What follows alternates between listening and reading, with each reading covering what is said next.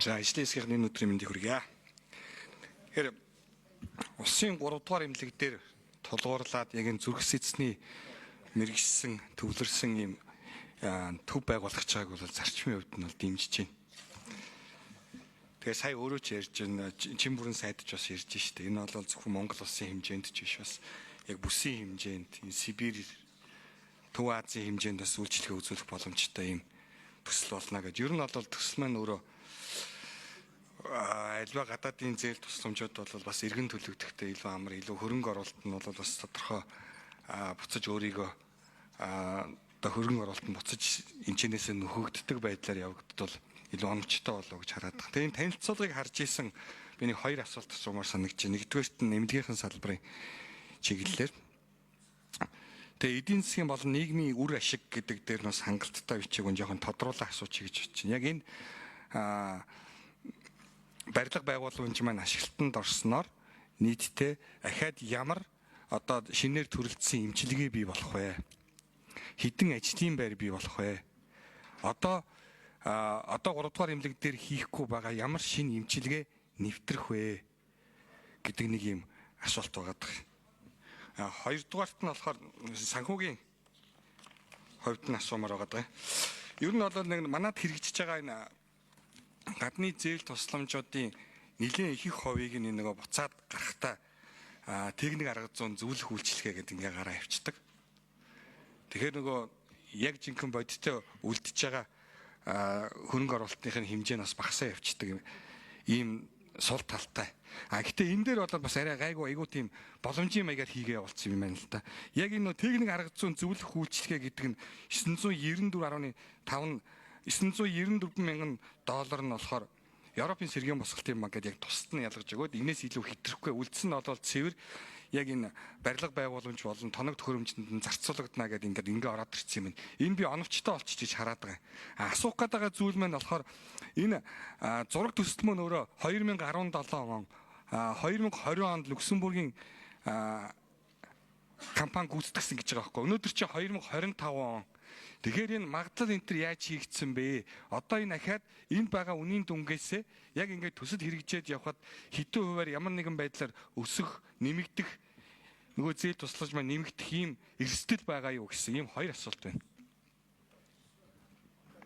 За, Батбаяр гишүүний хоёр асуултанд хариулъя. Чин бүрэн сайд 5 номер асуултанд хариулъя. За, Батбаяр гишүүний асуултанд хариулъя. Өнөөдөр бид бас ард иргэдийнхаа амь насыг аврах, эрүүл амьдрах, хөдөлмөрийн чадвар алдалтгүй амьдрч чадах хугацааг хүртэл мөнгөөр дүгнэдэг болсон. Эрүүл мэндийн салбарын нэг одоо эдийн засгийн том тооцоолол хийж чаддаг болсон зүйл нь энэ daily гэж нэрлэдэг байгаа хөдөлмөрийн чадвар алдалтгүй амьдрсан жилүүдийн тооцоо гэдэг. Тэгэхээр би энийг танд бас нэг уншаад харуулах юм.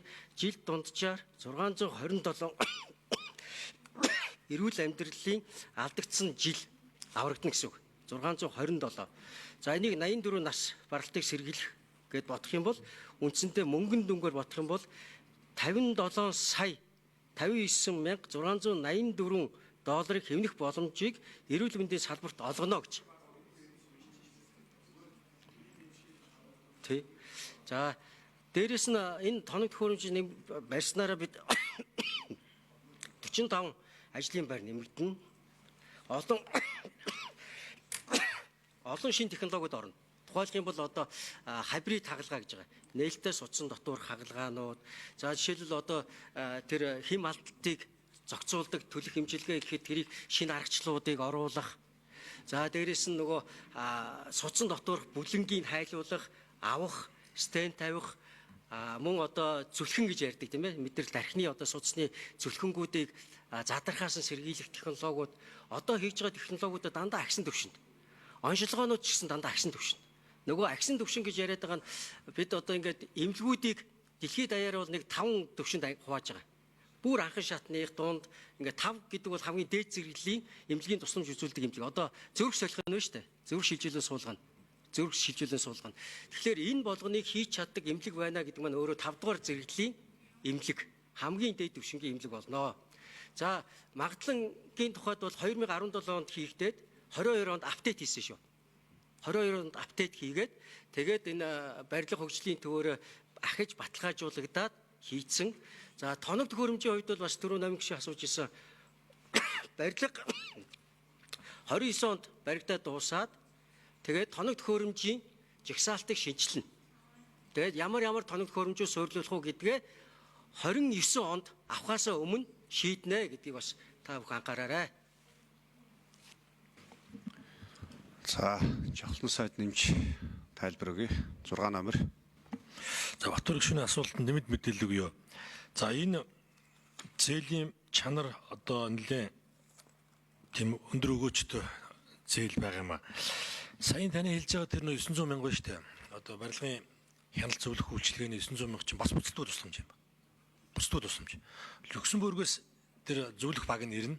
А санхүүжилт нь Европын сэргэмс хөгжлийн банкнаас буцалтгүй тусламжаар орж ирнэ. Тэр хоёр талаасаа буцалтгүй тусламжтай ийм одоо их сайн төсөл юм байгаа юм. За сая Чимбүрэн сайд бас хэллээ. Анхны зураг нь 17 онд, 22 онд шинжилсэн, 25 онд Европын сэргэмс хөгжлийн банкнаас нөгөө санхүүжүүлэгч байгаа банкнаас нь баг нь хурж ирээ сая энэ зураг төсөвтэй зүгөө дахиж баталгаажуулсан байгаа юм. Ингээд өөрсдөө хяналт тавиад явах учраас энийг одоо дахиж үнийн хувьд өртөхийн хувьд эрсдэлд орохгүй гэдгийг баталгаажуулаад за та нар харин энийг хурдхан одоо ойрын хугацаанд эхлэх юм бол одоо эрсдэлд орохгүй удаад авах юм бол харин баталгаа гаргаж өгч чадахгүй шүү л гэдэг.